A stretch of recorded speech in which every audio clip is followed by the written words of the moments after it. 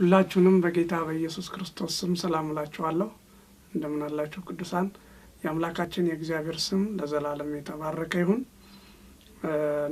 ትንቢትና ነብይነት በሚለው ትምህርታችን ውስጥ ዛሬ ባለፈው ካቆምነው እንቀጥላለን። ያቆምነው የእስራኤል ነቢያትና የሐሰት ሃይማኖት ነቢያት ንጽጽር የሚለውን ተናግረን ነበረ። ከዚያ ቀጥለን እናያለን። ክብር ለጌታ ይሁን። የእስራኤል ነቢያትና የሐሰት ሃይማኖት ነቢያት ንጽጽር። አንዳንድ ሰዎች የእስራኤል ነቢያት አገልግሎት ከመስጦጦሚያ ከግብጽ ተምረው ወይም ደግሞ ከዚያ ገልብጠው ወይም ተመሳሳይ ነው የሚሉ ሰዎች አሉ ብለናል። ሌላው አንደኛ የእስራኤል ነቢያት ከማንም ያልተወረሰ ነው ብለናል። መለኮታዊ ጥሪ አገልግሎት ነው ብለናል። ሌላው የአንድ አምላክ አምልኮ ማዕከል ያደረገ ነው ብለናል። የብሉይ ኪዳን የእውነተኛ ነቢያት አገልግሎት ማለት ነው። የተለየ የህይወት አኗኗር ነበራቸው ወይም መርህ ነበራቸው ብለናል። የእስራኤል ነቢያት እንደ ሐሰተኛ ሃይማኖት ነቢያት በአገልግሎታቸው ለአእምሮ የማይመች ነገር አያደርጉም ብለናል። የእስራኤል ነቢያት እንደ እግዚአብሔር ቃል በሙሴ አማካይነት በተሰጠው ሕግ መሰረት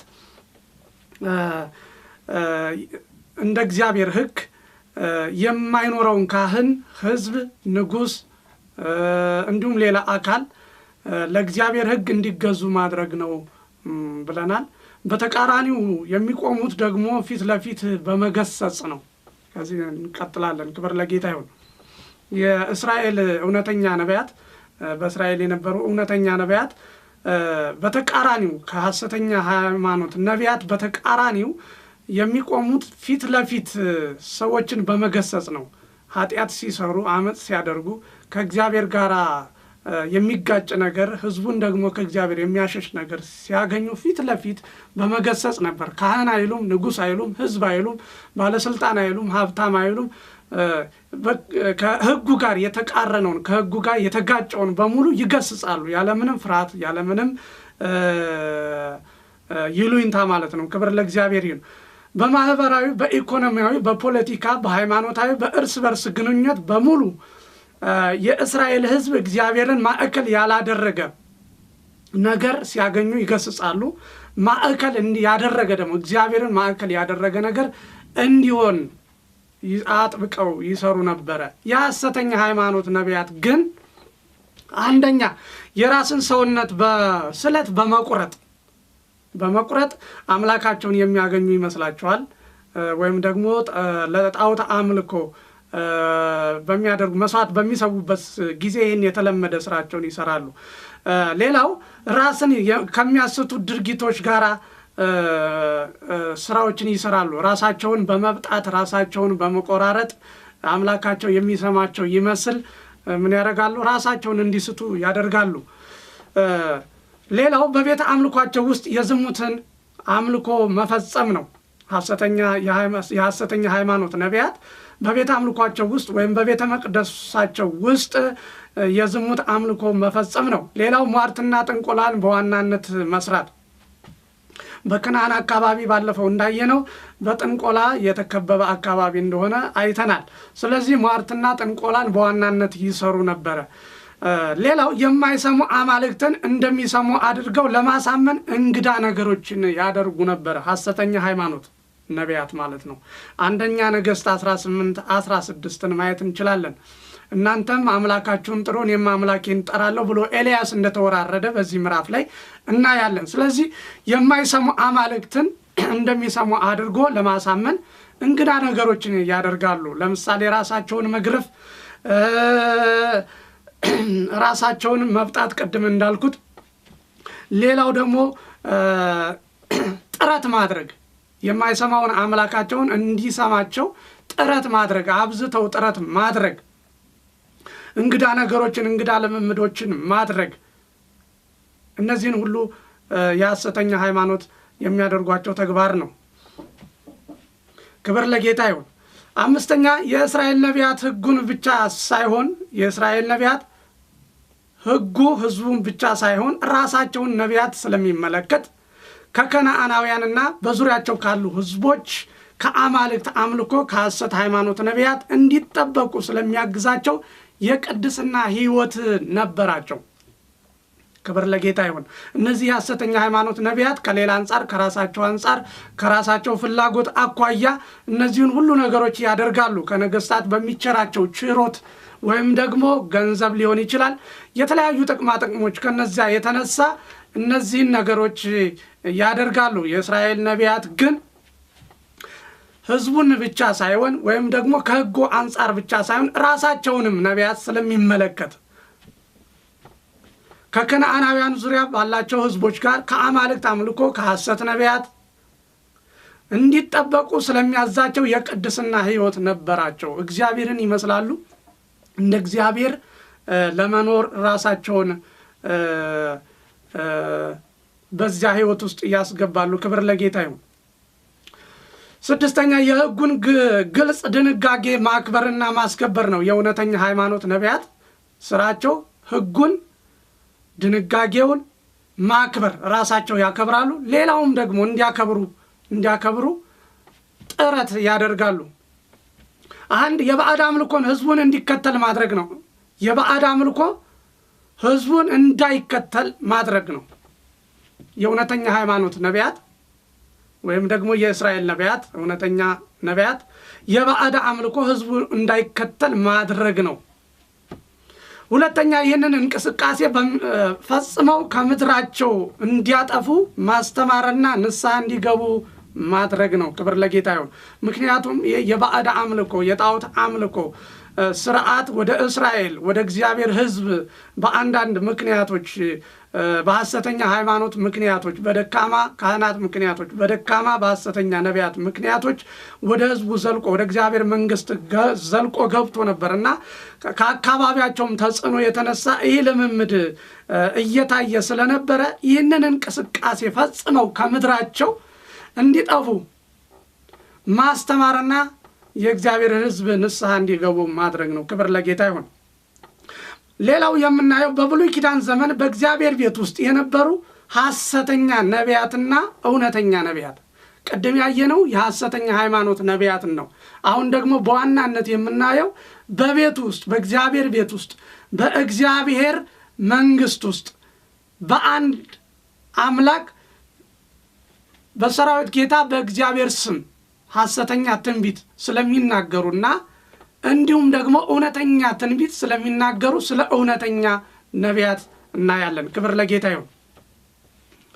በእግዚአብሔር ቤት ውስጥ የነበሩ እነዚህ ሐሰተኛ ነቢያት ራሳቸውን አገልጋይና እግዚአብሔር እንደጠራቸው አድርገው የሚቆጥሩ ስለ ራሳቸው እውነተኛ ነቢያት እንደሆኑ የሚመሰክሩ ናቸው። በእግዚአብሔር ቤት ውስጥ ያሉ እነዚህ ሐሰተኛ ነቢያቶች እግዚአብሔር እንደጠራቸው ያህዌ እንደጠራቸው የሰራዊት ጌታ እግዚአብሔር አንድ አምላክ የጠራቸው እንደሆኑ የሚያውጁና ሁልጊዜ የሚናገሩ ግን ሐሰተኛ ነቢያት ናቸው። አንደኛ ሐሰተኛ ነቢያት ለመሆናቸው አንደኛ ሕይወታቸው እውነተኛ ነቢያት እንደሆኑ አያሳይም። እነዚህ በእግዚአብሔር ቤት ውስጥ ያሉ ሐሰተኛ ነቢያት ሕይወታቸው እውነተኛ ነቢያት እንደሆኑ አያሳይም። ሁለተኛ አኗኗራቸው እውነተኛ ነቢያት እንደሆኑ አያሳይም። ፍላጎታቸው በሶስተኛ ደረጃ ፍላጎታቸው እውነተኛ ነቢያት እንደሆኑ አያሳይም። አራተኛ መልእክታቸው እውነተኛ ነቢያት እንደሆኑ አያሳዩም። በእግዚአብሔር ቤት ይኖሩ እንጂ እግዚአብሔር ጠርቶናል ይበሉ እንጂ እግዚአብሔር ተናግሮናል ይበሉ እንጂ ሕይወታቸው፣ አኗኗራቸው፣ ፍላጎታቸው፣ መልእክታቸው ፈጽሞ ከእግዚአብሔር ቃል ጋር የሚጣረስና የሚቃረን ሆኖ እናገኘዋለን። እግዚአብሔር ንስሐ ግቡ ሲል እነሱ ግን አይ እግዚአብሔር ትክክል ናችሁ ብሏል ይላሉ። ስለዚህ መልእክታቸውም ሕይወታቸውም አኗኗራቸውም ፍላጎታቸውም ፈጽሞ የእግዚአብሔር ነቢያት እንደሆኑ አያሳይም። ክብር ለእግዚአብሔር ይሁን። ምክንያቱም ፍላጎታቸው ከነገስታት ጋር ጥቅም ማግኘት ነው፣ ከሀብታሞች ጋር ጥቅም ማግኘት ነው። እንዲሁም ደግሞ ከፍ ያለ ቦታን ዝናንና ከበሬታን ማግኘት ነው። ስለዚህ ከዚህ አንጻር መልእክታቸውና ሕይወታቸው አናኗራቸው እንዲሁም ደግሞ ጥልቅ የሆነ ፍላጎታቸው እውነተኛ ነቢያቶች እንደሆኑ ያሳዩም ማለት ነው። ክብር ለእግዚአብሔር ይሁን። እግዚአብሔር ጠርቶናል ይላሉ፣ ግን አልተጠሩም። በሰራዊት ጌታ በእግዚአብሔር ስም ትንቢት ይናገራሉ። ነገር ግን ትንቢታቸው መልእክታቸው ሚዛን የሚደፋ አይደለም። በአንጻሩ ግን ትልቅ ዋጋ የሚሰጡት ለኑሮ ጉዳያቸው ሲሆን ሐሰተኛ ነቢያት ለመሆናቸው የሕይወታቸው አኗኗርና ፍላጎታቸው ይህ ትልቅ ማሳያ ነው። ክብር ለጌታ ይሁን። ከዚህም የተነሳ እግዚአብሔር እውነተኛ ነቢያት እየላከ ብዙ ጊዜ ይገስጻቸው ነበረ። ኤርምያስ ምዕራፍ 23 ቁጥር 9ን ማየት እንችላለን። እነዚህ ሐሰተኛ በእግዚአብሔር ቤት ውስጥ ያሉ ሐሰተኛ ነቢያት እውነተኛ ነቢያትን እንኳን እየላከ እግዚአብሔር ሲገስጻቸው እንመለከታለን። ክብር ለጌታ ይሁን። እነዚህን ምዕራፎች እናንተ ማየት ትችላላችሁ። ኤርምያስ 23 ቁጥር 9 እስከ 40 እንዲሁም 27 9 18 ኤርምያስ 28 1 እስከ 17 ሕዝቅኤል 13 1 23ን ማየት ይቻላል። እግዚአብሔር እውነተኛ ነቢያትን እየላከ እውነተኛ ነቢያት ነን የሚሉትን ሐሰተኛ ነቢያት እንኳን ይገስጻቸው ነበርና በእነዚህ ምዕራፎች ውስጥ ማየት እንችላለን። ክብር ለጌታ ይሁን። የሐሰተኛ ሃይማኖት ዋና ተግባር አንድ ከእውነተኛ ከእስራኤል አምላክ የተለየ ሃይማኖት በማስፋፋት ቅድም ያልኩት ማለት ነው። የሐሰተኛ ሃይማኖት ነቢያት ማለት ነው። በእስራኤል እና በከነዓን አካባቢ እስራኤልን ሆነ አሕዛብን እግዚአብሔርን ከማምለክ መለየት ነው። በእግዚአብሔር ቤት ያሉ ሐሰተኛ ነቢያቶችን በኋላ አመጣበታለሁ። ነገስታቶችንና ሀብታሞችን በማስተባበር እውነተኛ ነቢያትን ማሳደድ ነው የሐሰተኛ ሃይማኖት ተግባር ማለት ነው። 3 ነገስታት፣ ካህናት፣ ነቢያት፣ የተለያዩ ባለስልጣናት እንዲሁም አብዛኛውን ሕዝብ በማሳመን የአቋም ለውጥ በማድረግ በእግዚአብሔር ቤት በቤተ መቅደስ ውስጥ የእውነተኛውን አምላክ መሰዊያ በማስነሳት በምትኩ የአማልክትን መሰዊያ እስከ ማስቀመጥ ደርሰው ነበር። እነዚህ የሐሰት ሃይማኖት ነቢያት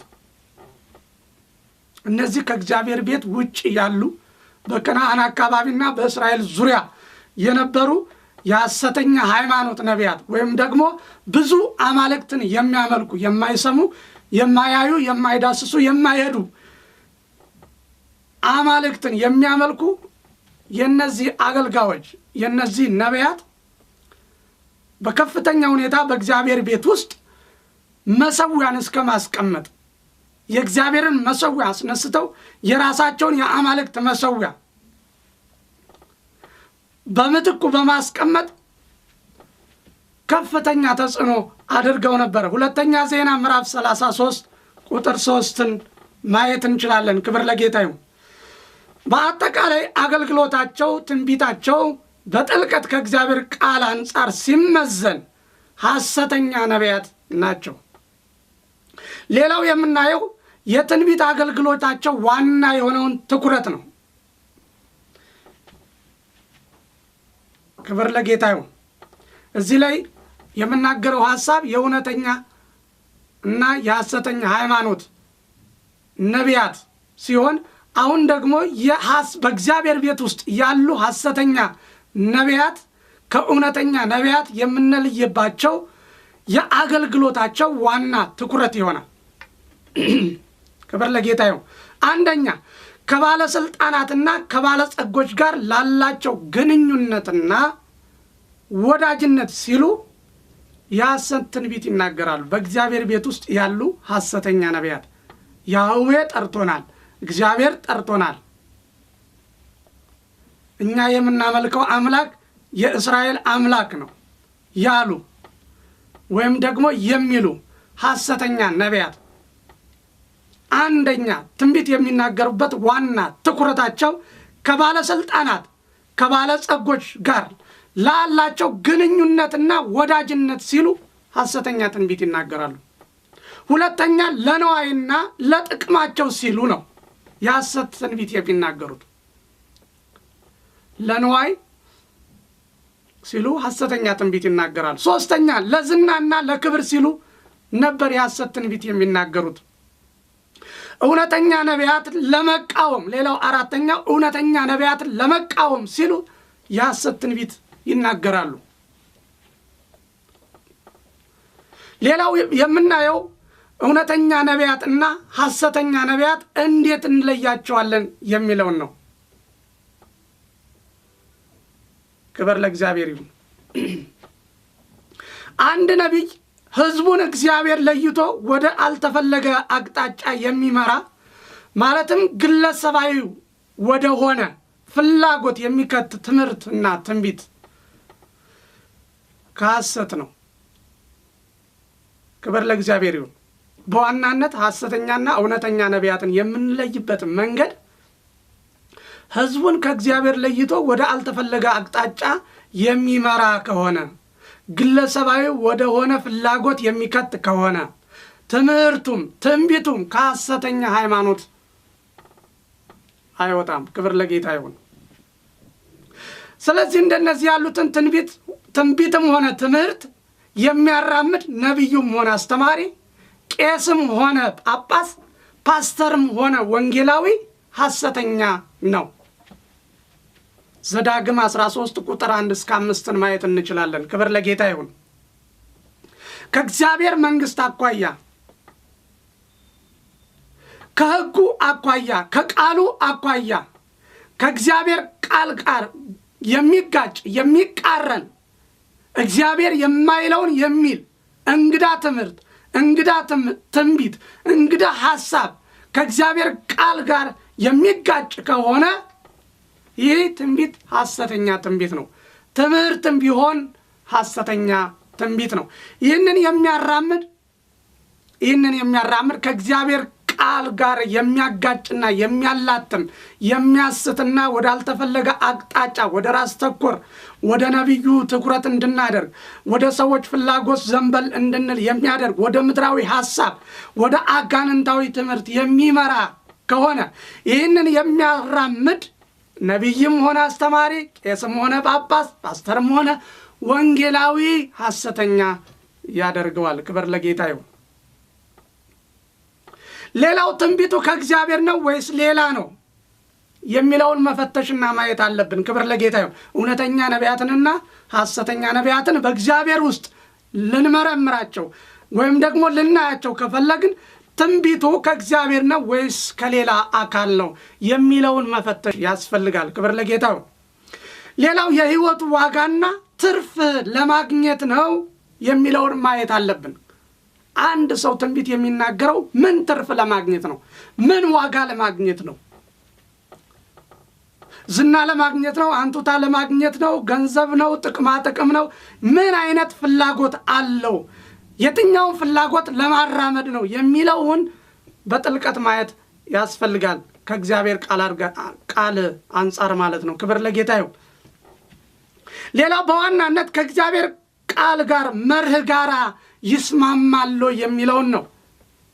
አታችኋል። ነቢዩ ትንቢቱ በሚናገርበት ጊዜ፣ በሚያስተምርበት ጊዜ፣ መልእክት በሚያመጣበት ጊዜ ከእግዚአብሔር ቃል ጋር ከመርህ ጋር ከዚህ ከእግዚአብሔር ቃል መርህ ጋር ይስማማሉ፣ ይጣጣማሉ፣ አይጋጭም ወይ? መልእክቱ ትኩረቱ እግዚአብሔርን ያከብራሉ ወይ? እውነተኛ ነው ወይ የሚለውን ማየት ያስፈልጋል። ምክንያቱም ከእግዚአብሔር ፈቃድ ጋር የሚጣረስ ወይም ደግሞ የማይስማማ ከሆነ እሱ ትንቢት ሐሰተኛ ያደርገዋል። ሌላው የምናየው ትንቢቱ ተፈጽሟል ወይ የሚለውን ነው። ትንቢቱ ተፈጽሟል ወይ? ክብር ለጌታ ይሁን። ትንቢቱ ተፈጽሟል በሚለው ላይ ምናልባት ትንቢቱ ተፈጽሞም ቢሆን ሐሰተኛ ሊያደርጉት የሚችሉት ነገሮች አሉ። ትንቢት በመፈጸሙ ብቻ እውነተኛ ነው ልንለው አንችልም። ምክንያቱም ትንቢት ከአጋንንትም እንዲሁም ደግሞ ከላይ እንዳየነው ከሐሰተኛ ነቢያት ከሐሰተኛ ሃይማኖት ነቢያትም ትንቢቶች ይመጡ ስለነበረ ኢሳይያስ 1 ቁጥር 18 እስከ 20 ማየት እንችላለን። ክብር ለጌታ ይሁን። ሌላው ትንቢቱ ምን ውጤት አመጣ? የእግዚአብሔር እና የሰውን ነገር እንዲቀጥል ያደርጋል ወይስ እግዚአብሔርን ከመከተል ዘወር ያደርጋል የሚለውን በትኩረት ማየት ያስፈልጋል። ክብር ለጌታ ይሁን። ሌላ በዋናነት የምናየው ምንድነው? የትንቢቱን ውጤት ነው። ክብር ለጌታ ይሁን። ትንቢቱ እውነተኛ ሆኖ እንኳን ከእግዚአብሔር ቃል ጋር የሚቃረን ከሆነ፣ ከእግዚአብሔር ዘወር የሚያደርግ ከሆነ፣ ሌሎች ላይ ትኩረታችንን እንድናረግ የሚያደርግ ከሆነ፣ ከእግዚአብሔር ይልቅ አንድ ሰው ኃጢአተኛ ሆኖ እያለ እውነተኛ ነህና ቀጥል የሚል ትንቢት ከሆነ፣ በምትኩ አስታኮ ደግሞ ምልክቶችን ቢያሳይ ይሄ እውነተኛ ነው ሊባል አይችልም። ምክንያቱም ከእግዚአብሔር ቃል ጋር ይቃረናልና። ስለዚህ እግዚአብሔርን ከመከተል ከእግዚአብሔር የሚለይ ትንቢት ከሆነ ይህ ሐሰተኛ ያደርገዋል ማለት ነው። ክብር ለጌታ ይሁን። ሌላው መልእክቱ ከመልእክቱ ተቀባዮች አንጻር እንዴት ይታያል? ከግል ጥቅም ከተቀባዮች አንጻር ሊታይ ይገባል። ትንቢት ከመልእክቱ ተቀባዮች አንጻር እንዴት ይታያል? ከግል ጥቅምስ እቅድ ጋር የራስን መንግስትን ከመገንባት ከኃጢአት ከውድቀት ከልዩ ልዩ ጉዳዮች አንጻር ይህ መልእክት እንዴት ይታያል የሚለውን ማየት ያስፈልጋል። ክብር ለጌታ ይሁን። የእግዚአብሔር ቃል ወይም ደግሞ እግዚአብሔር ነቢያትን ሲልክ ከእግዚአብሔር ሕግ ጋር እንዲሁም ደግሞ ከኃጢአትና ከውድቀት ጋር በተያያዘ ግልጽና አይነተኛ መልእክት እግዚአብሔር ለእውነተኛ ነቢያት ይልካል። ሌላው በዋናነት የምናየው የነቢያት ሕይወት ምሳሌነት አለው ወይ ወይም ሞዴል ናቸው ወይ የሚለውን፣ ለሕዝቡ ሞዴል ናቸው ወይ፣ እግዚአብሔርን ያሳያሉ ወይ፣ ወደ እግዚአብሔር ይመራሉ፣ የራሳቸው ሕይወት ሞዴል መሆን ይችላሉ የሚለውን ማየት አለብን። ክብር ለጌታ ይሁን። እውነተኛና ሐሰተኛ ነቢያትን ለመለየት ክብር ለእግዚአብሔር ይሁን። ሕይወቱን ማየትና ማመዛዘን፣ መቃኘት፣ መለካት፣ ምሳሌነት እግዚአብሔርን ይመስላል ወይ ወይም ደግሞ ተናጋሪ ብቻ ነው ወይ ወይስ የተናገረውን እየኖረው እንዲኖሩት ያሳያል ወይ የሚለውን መመልከት አለብን። ክብር ለጌታ ይሁን። ኢየሱስ ክርስቶስ ጌታ ነው። ከዚህ አንጻር ትንቢት መታየት አለበት። ሕይወቱን ማየት፣ ማመዛዘን፣ መቃኘት፣ መለካት፣ ምሳሌነቱን እግዚአብሔርን ይመስላል ወይ ወይስ ደግሞ ተናጋሪ ብቻ ነው ወይ፣ አነብናቢ ብቻ ነው ወይ፣ ለይስሙላ ነው ወይ የሚናገረው ወይም የሚመስለው? ታቻል ብዙ ጊዜ ሐሰተኛ ነቢያት ከላይ ሲታዩ እውነተኛ ይመስላሉ። ወደ ታች ግን በሕይወታቸው፣ በአኗኗራቸው፣ በፍላጎታቸው፣ በድርጊታቸው ስናያቸው ግን ፈጽሞ ከእግዚአብሔር የራቁ ናቸው። ክብር ለጌታ ይሁን። ስለዚህ ማመዛዘንና መቃኘት ያስፈልጋል። ሌላው በዋናነት የእውነተኛ ነቢያት ዋና ባህሪያት የሚሉትን ነው። የእውነተኛ ነቢያት ዋና ባህሪያት ከእግዚአብሔር ጋር ጤናማ ህብረት ያላቸው ናቸው። እውነተኛ ነቢያት ከእግዚአብሔር ጋር፣ ከቃሉ ጋር፣ ከመንፈሱ ጋር፣ ከእግዚአብሔር እውነት ጋር ጤናማ በህይወታቸው በኑሯቸው ጤናማ ህይወት ያላቸው ናቸው። ዳንኤል 1:8-16 ማየት እንችላለን። ክብር ለጌታ ይሁን። እስቲ ዳንኤልን እንመልከት። ዳንኤል 1:18 እንየው። ጤናማ ህብረት ያላቸው ናቸው።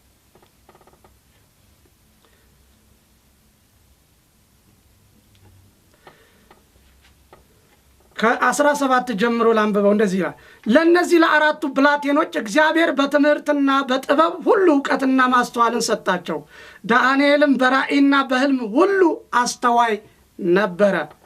እነርሱም ይገቡ ዘንድ ንጉሡ ያዘዘውን ቀን በተፈጸመ ጊዜ የጃንደረቦቹ አለቃ ወደ ናቡከደነፆር ዘንድ አገባቸው። ንጉሡ በተናገራቸው ጊዜ ከብላቴኖቹ ሁሉ እንደ ዳንኤልና እንደ አናንያ እንደ ሚሳኤልና እንደ አዛርያ ያለ አልተገኘም። በንጉሡም ፊት ቆሙ። ንጉሡም በጠየቃቸው በጥበብና በማስተዋል በግዛቱ ሁሉ ከሚኖሩ ህልመኞችም ከሚኖሩ የህልም ተርጓሚዎችና አስማተኞች ሁሉ እነርሱ 10 እጅ በለጡ። ንጉሡም የበለጡ ሆነው አገኛቸው ይላል። ክብር ለጌታ ይሁን። ኢየሱስ ክርስቶስ ጌታ ነው። ለእግዚአብሔር ምንድናቸው? ከእግዚአብሔር ጋር ምንድናት? ጤናማ ህብረት ያላቸው ናቸው። እነዚህ ሰዎች ተማርከው በሄዱ ጊዜ